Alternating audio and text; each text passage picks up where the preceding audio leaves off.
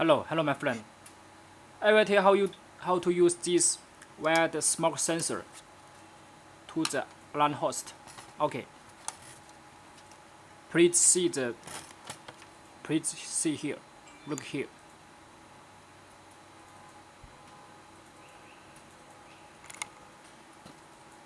You can see 5 color.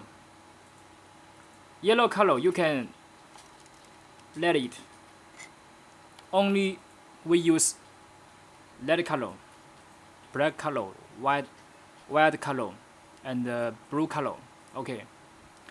The black color and the white color connect together.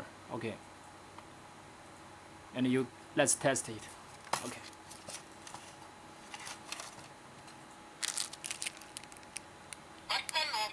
System on.